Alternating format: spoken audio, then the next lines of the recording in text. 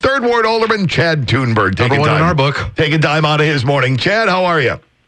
Hi, guys. Happy morning to you. How's everything going this morning? I didn't know you guys were working on it. It is Sunday, isn't it? Have you had any of those difficulties? You know, it's not uncommon at all for people not to know exactly what day it is, let alone what date it is.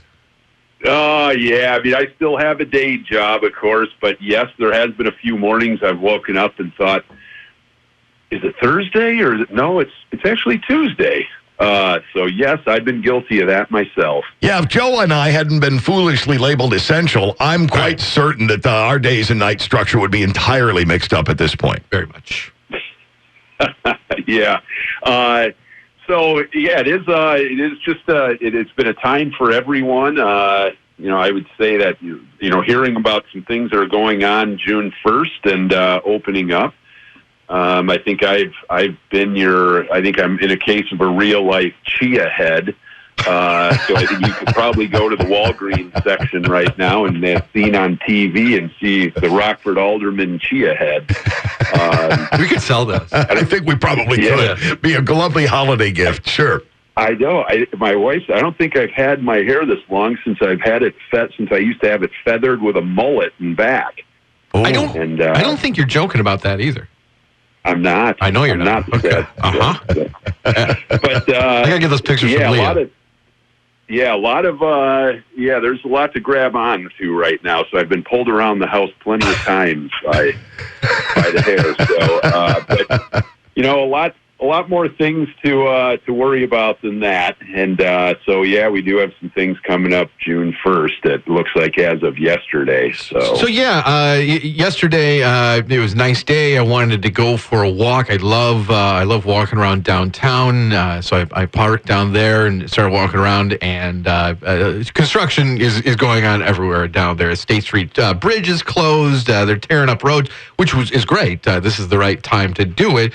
And I thought to myself, when is this going to be done? And we're always looking for good excuses to get you on the show. So I sent you the text, hey, do you know what the heck's going on? Can you figure this out? And then a couple hours later, Pritzker makes this announcement. I'm like, oh, we have even more to talk about with Chad Tuneberg right now. So first, let's talk about, you know, my initial question, downtown repairs. What's going on? Do we have a time frame for that? How are things going down there? Yeah, well, never a dull moment in the Third Ward of Rockford. So, you touched on that, Joe, and that some of that work is getting done right now due to the situation we have at hand with a lot of things being shut down right now. It gives us the city public works department an opportunity to get a lot of this stuff done without a lot of traffic, foot traffic, bicycle traffic, vehicular traffic. To not to inconvenience too many people. So it's also projects that are getting done. I mean, we all know that downtown is going through a resurgence. We hope to continue that after this crisis. We know a lot of small businesses are really in the doldrums right now and are really in a time of distress. So we really encourage people to get downtown and support these small businesses. I mean, obviously everywhere in Rockford, but downtown. But we know that Rockford's going through this resurgence downtown, and so a lot of that infrastructure is crucial to stay on top of. Obviously, if we have some development that's going on in certain areas, we want to get some of those underground pipes that literally are between 100 and 130-year-old pipes. Oh. Riley, I imagine maybe you were a foreman on some of those projects. I was a senior in high school, Chad. Let's not exaggerate things all that wildly. And, let's think about something. The person who was in charge of pipe procurement 130 years ago, right? Nice job. Great. Yeah, nice job. Work. Found some quality pipes. Right. Uh-huh. They don't build them like they used to, huh? No. So to last that long, but the fact of the matter is, 130 years old, 130-year-old of anything is starting to probably show its time now. And so whether it's us, the Public Works Department does a fantastic job, Director Kyle Saunders, Mitch Leatherby, Harry Noble, all these guys, Steve Sumner, Tim Hankins, just do a bang-up job for the city. They really are behind the scenes, unsung heroes of a lot of the stuff that goes on that gets your streets done and cleared and water delivered. But the fact of the matter is these projects, whether we're proactive on them or we have to be reactive on them, some of the other things that you're seeing there, Joe, downtown are done by being in tandem to save the taxpayers money on these projects. If there is the library or something being done, or in fact, the Union Pacific train derailment along Madison Street the other day. Madison Street, we were going to redo in about another year or two, give it a complete overhaul.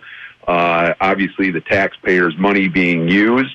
But now Union Pacific, even before the derailment, they made a few months ago, made a case to the city public works that they were going to be redoing those tracks.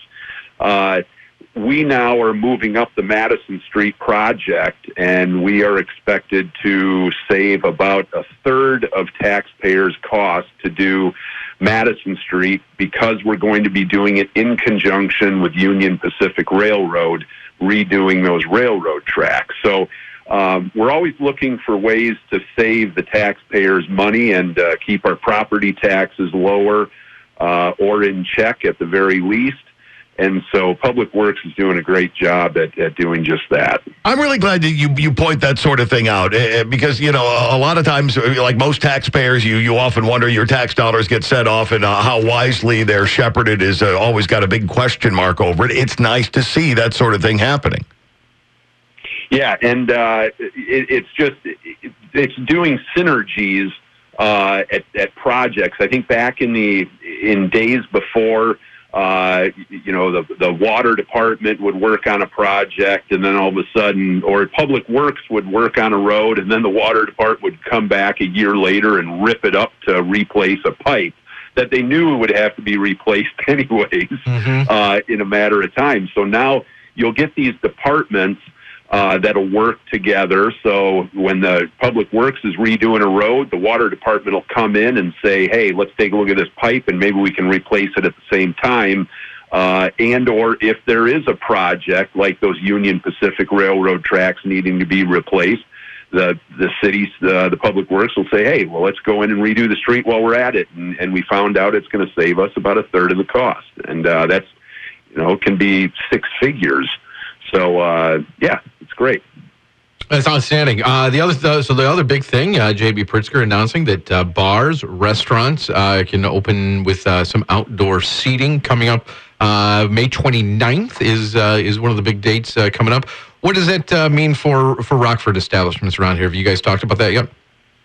Yeah, well, yesterday, in fact, after I was trying to do some things on my day job, I had Public Works call in, and speaking of Public Works, and we were talking about a 100-year-old pipe over in the Churchill's Grove neighborhood possibly collapsing. So I was on the phone with them, and all of a sudden my phone started ringing off the hook from multiple restaurant owners, and I knew Pritzker must have said something. Right.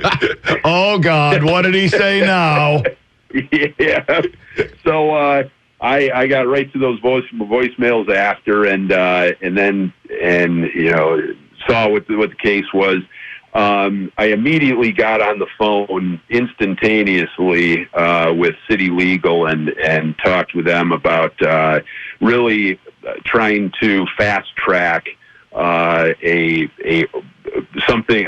fast track an approval amongst City Council. That would create almost a blanket amnesty for these restaurants and bars to be able to set up outside dining practically anywhere they can. Public, private parking lots. Yeah, we mentioned Arlington Heights. Alleyways. We mentioned Arlington Heights passed a measure like that the other day. They called it, I think, Arlington Heights al fresco, where they're allowing, closing down streets, parking lots. This is what your amnesty would avail local places, just wherever you can put a table, go for it? Right. Okay. Right. If you want to put a few tables in front of my house to make it convenient for me, go ahead. That's very nice of you. Yeah. And so it really was just a quick, hey, just to let our legal know to start looking into that. They thought, great, let's look into it as well, and obviously see what other municipalities are doing. But I just think we have to. I mean, it is so crucial at this time.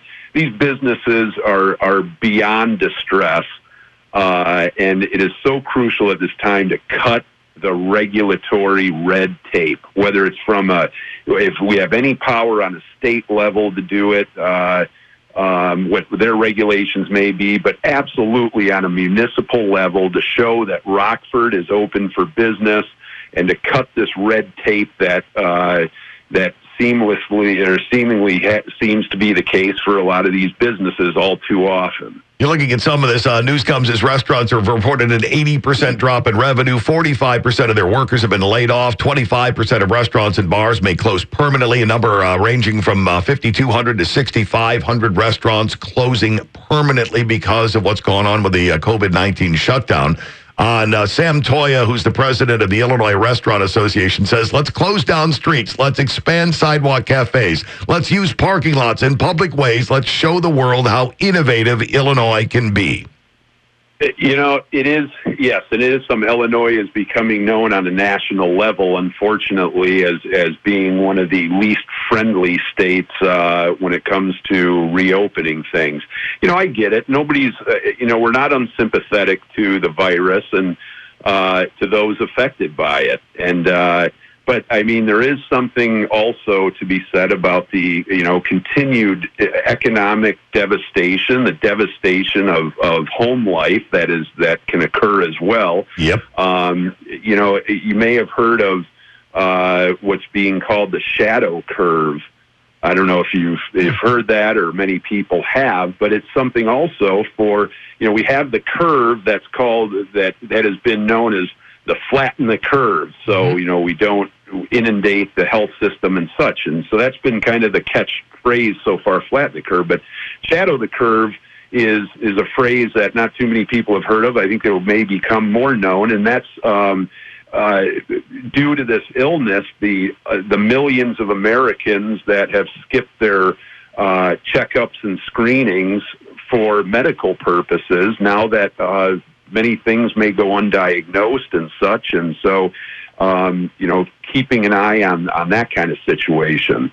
But the thing that I've been talking about, and I'm not the only one, is since day one of this, is to try to press the governor to take a regional approach, more of a regional approach to this situation, instead of blanketing our whole state with these mandates. What happens in Rockford isn't like Chicago or Southern Illinois.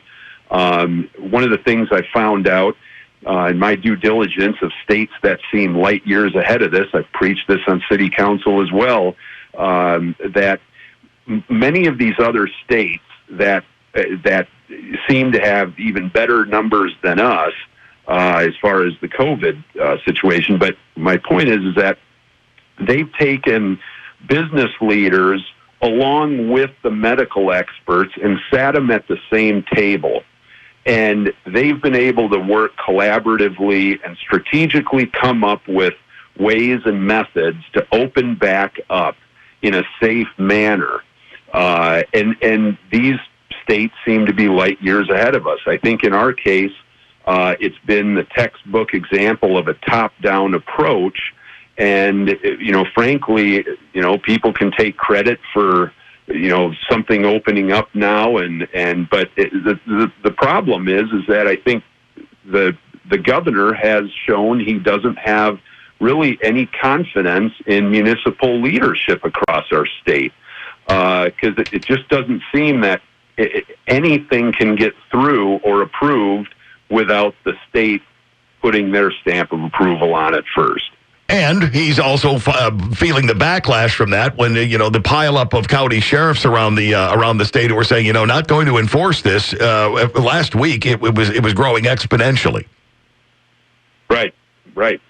And it is, and the pressure I think is coming on. I mean, I noticed in my day job as an investment advisor, I get economic and market stuff every morning, and boy, are they taking pot shots at the economy in Illinois and at the leadership, and so I'm not. I think I have confidence that Governor Pritzker is sympathetic to the cause and has a genuine concern on people's health.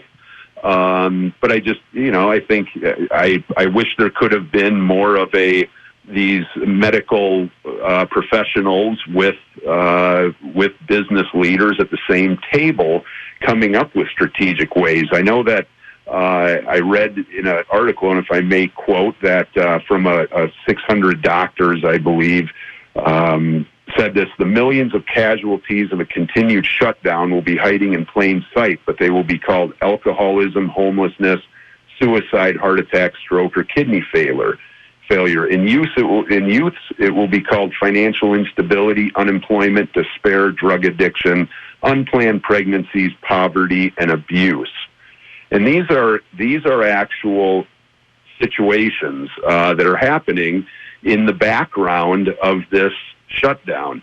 I mentioned on council floor, Milwaukee in March and April alone, their EMTs had a 54% increase in drug overdose calls and a 80% increase in suicide-related calls.